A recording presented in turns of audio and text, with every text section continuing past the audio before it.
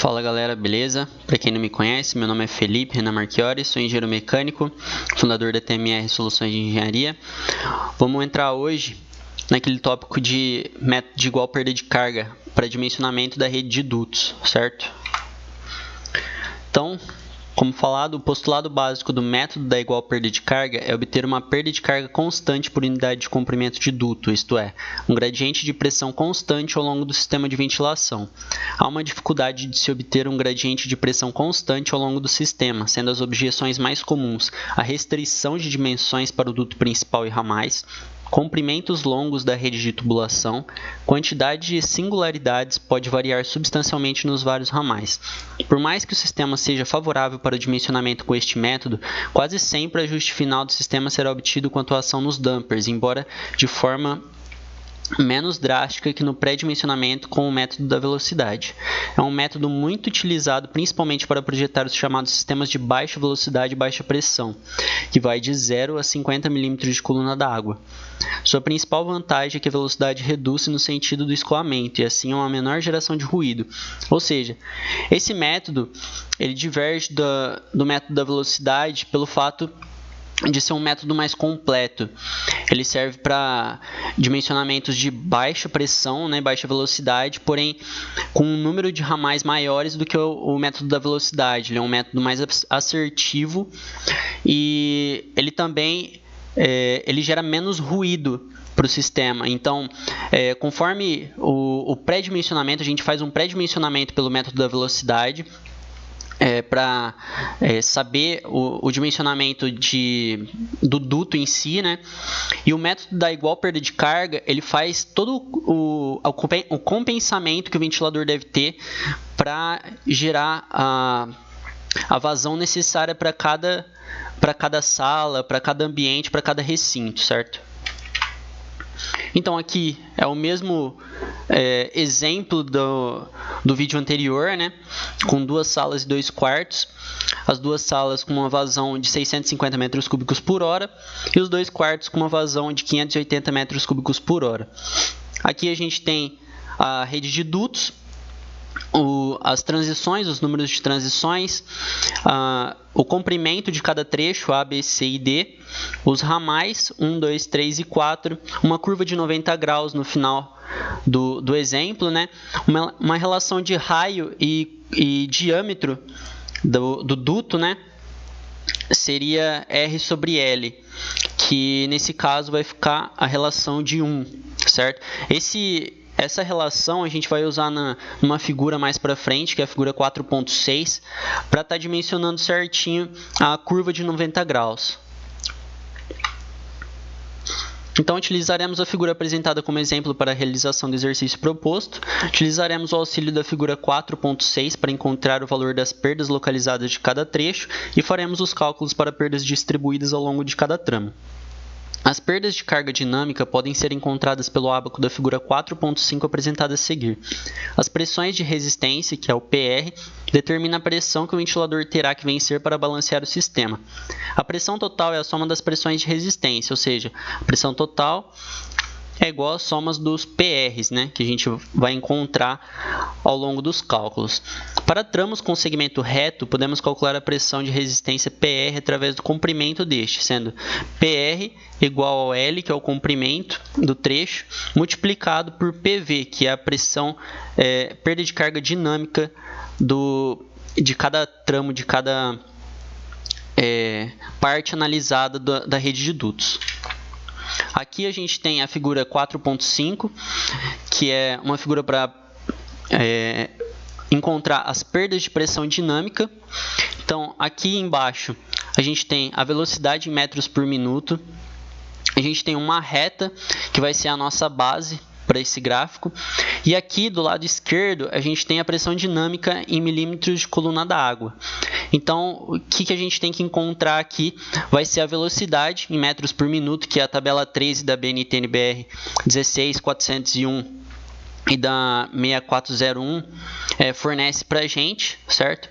Então, a gente transforma aquela velocidade em metros por minuto, coloca no gráfico aqui, por exemplo, uma velocidade de 400 metros por minuto, a gente sobe no gráfico até encontrar a linha e puxa para a esquerda, que aqui no caso deu 2,8 milímetros de coluna d'água. Esse aqui seria o nosso PV, no caso, que é a pressão dinâmica em milímetros de coluna d'água.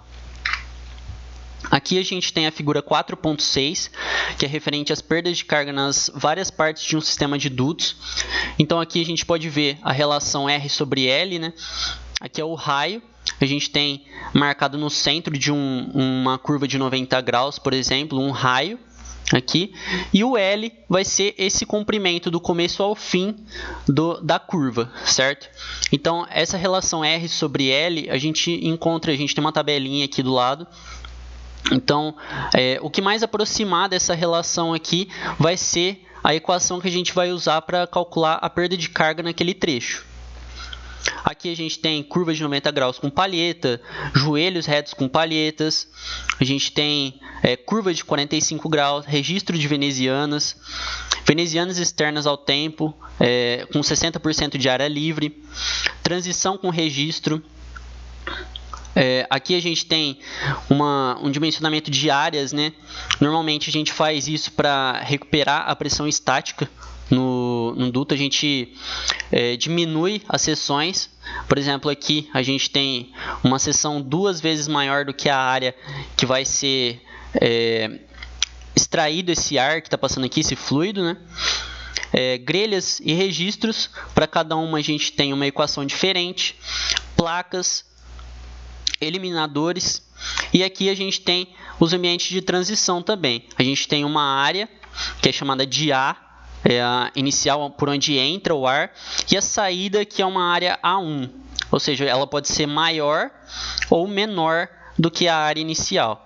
E aqui a gente tem uma relação entre A1, que é a área de saída, sobre a área de entrada. Então a gente tem uma relaçãozinha aqui, por exemplo, A1 sobre A igual a 1, a gente vai usar a equação de 0,15 multiplicado pela pressão dinâmica encontrada no gráfico 4.5. Então aqui a gente vai começar o nosso dimensionamento. Para as grelhas unidirecionais, a gente teve que todas as saídas para os ambientes, para as 2 salas e os 2 quartos, tem grelha unidirecional. Então, pela tabela 13 da NBR 6401, a gente tem que a velocidade recomendada lá é 3 metros por segundo, passando para metros por minuto, dá 180. Então, a gente tem, pelo gráfico da figura 4.5, a pressão dinâmica de 0,5 milímetro de coluna da água. E a pressão de resistência vai ser 1,2 multiplicado pela pressão dinâmica encontrada na figura 4.5, dando o valor de 0,6 milímetros de coluna da água. Então, como a gente tem 4 grelhas unidirecionais, 4 saídas, 4 ramais diferentes, a gente multiplica por 4, que dá o valor de 2,4 milímetros de coluna da água. Porém, esse valor eu só multipliquei devido às grelhas das salas e quartos serem iguais e os ramais terem velocidades idênticas. Se caso algum desses dois fatores for diferente, a gente tem que fazer esse cálculo separado de cada uma delas. Então, para os ramais 1, 2, 3 e 4, eu adotei um comprimento de 1,5 m, porque no exercício não fala nada do comprimento dos ramais. Então eu vou estar adotando aqui o comprimento de 1,5 m, a velocidade de 3 metros por segundo, que é recomendada pela tabela 13 da NBR 6401, que vai dar 180 metros por minuto. A pressão dinâmica é de 0,5 milímetro de coluna da água. Então a equação para o cálculo é a pressão de resistência igual ao comprimento do trecho multiplicado pela pressão dinâmica, que vai dar o valor de 0,75 milímetros de coluna da água. Aqui eu também multipliquei por 4, porque são 4 ramais idênticos, ou seja, se eu tivesse algum desses ramais com diferença de velocidade ou de comprimento, a gente teria que fazer o cálculo separado. Aqui, para a curva de 90 graus, eu tenho uma velocidade de 4,5 metros por segundo, que dá 270 metros por minuto. Uma pressão dinâmica pelo gráfico da figura 4.5 de 1,2 milímetros de coluna da água. A pressão de resistência, então, ficou 0,25 multiplicado pela pressão dinâmica encontrada. E a pressão de resistência deu o valor de 0,3 milímetros de coluna da água.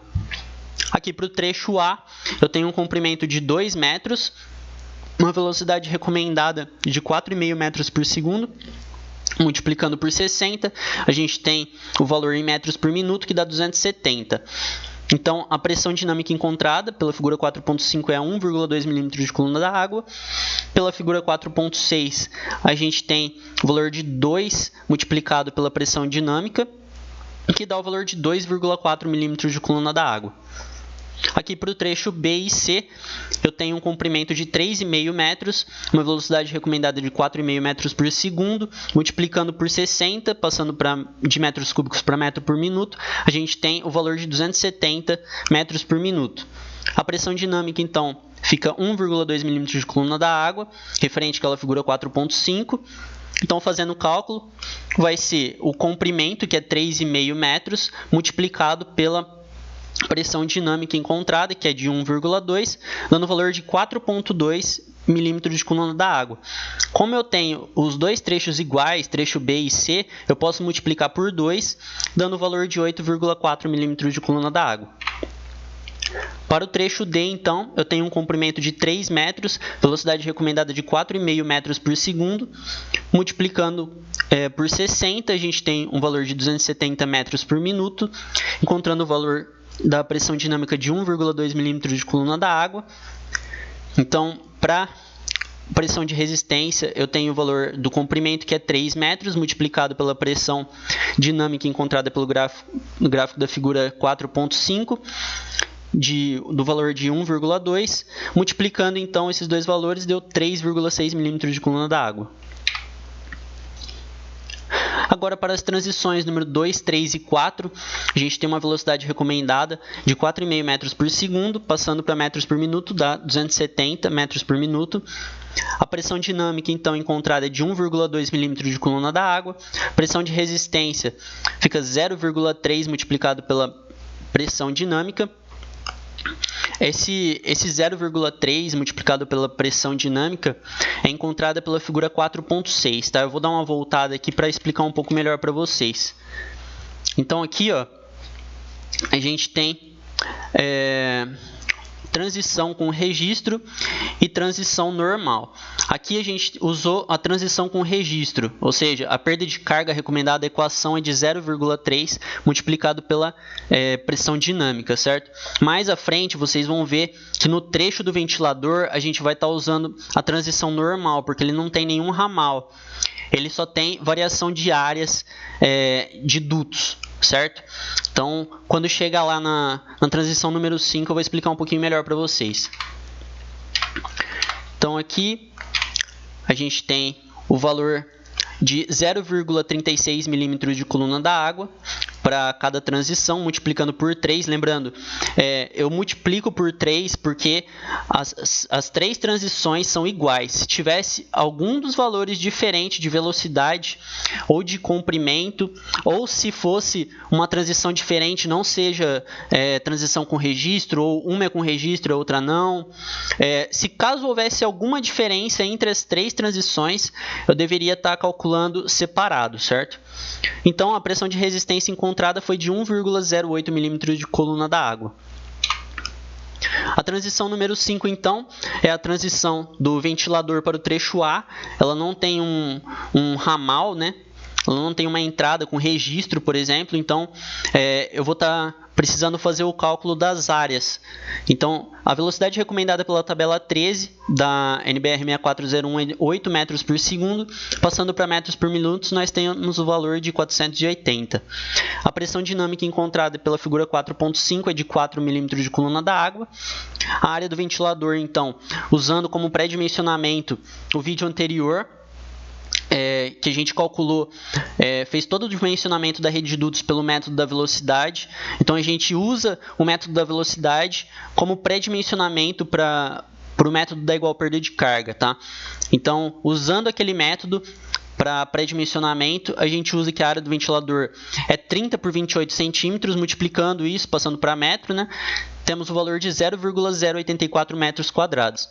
E a área do trecho A era de 51 por 30 centímetros. Passando para metros, a gente tem uma multiplicação de 0,51 e 0,3, que é igual a 0,153 metros quadrados.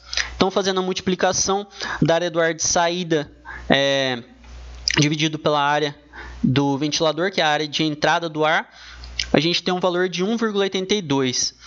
Então, aproximando para o próximo valor da tabela, a gente tem um valor de 2. Da figura 4.6, tá? Então, a pressão de resistência vai ser 0,28 multiplicado pela pressão dinâmica, e então encontrando o valor de 1,12 milímetros de coluna da água. Dimensionamento, então, do ar que entra, o ar exterior, né? A velocidade de 2,5 metros por segundo, que é a velocidade recomendada pela tabela 13 da NBR 6401. Passando, então, para metros por minuto, a gente tem um valor de 150. A pressão dinâmica, então, encontrada pela figura 4.5 é 0,38 milímetros de coluna da água. A pressão de resistência vai ser 1,2 multiplicado pela pressão dinâmica. E, então, a gente tem uma pressão de resistência de 0,46 milímetros de coluna da água. Lembrando que aqui a gente tem uma grelha também para a entrada. Então, voltando um pouquinho, a gente tem o valor aqui para as grelhas e registros. A grelha, a gente tem uma equação de 1,2 multiplicado pela pressão dinâmica. Então, multiplicando esse valor, a gente chega no valor que a gente quer calcular para a tomada de ar exterior. Então, aqui calculamos todas as perdas de carga de cada trecho. Então, a gente faz a pressão total, a gente soma todas as pressões. Então, por exemplo, a gente tem que somar 2,4 mais 3 mais 0,3 mais 2,4 mais 8,4 mais 3,6 mais 1,08 mais 1,12 mais 0,46. Somando, então, todos esses valores das pressões, das perdas de carga de cada trecho, a gente tem uma perda total aí de 22,75 milímetros de coluna da água. Então, encontrado o valor final, sabemos então que o ventilador deverá vencer uma pressão total de 22,76 milímetros de coluna da água para este sistema. Eu não vou entrar nesse vídeo como faz o cálculo de seleção do ventilador, mas se caso vocês quiserem mais para frente que eu ensine vocês a calcular o método que eu uso para estar selecionando o ventilador correto, eu posso estar fazendo um vídeo também para vocês, certo? Então, muito obrigado. Aqui estão minhas redes sociais. O Instagram é @tmr.engenharia, facebook.com/tmr.eng e o e-mail tmrsoluçõesdeengenharia@gmail.com. Caso vocês tiverem alguma dúvida ou precisando de alguma figura ou tabela, pode estar enviando um e-mail para o TMR Soluções de Engenharia, que a gente vai estar respondendo. Ou também está enviando uma mensagem lá no direct do Instagram, que eu posso estar respondendo todo mundo, tirando as dúvidas de vocês, certo? Então, muito obrigado e até a próxima.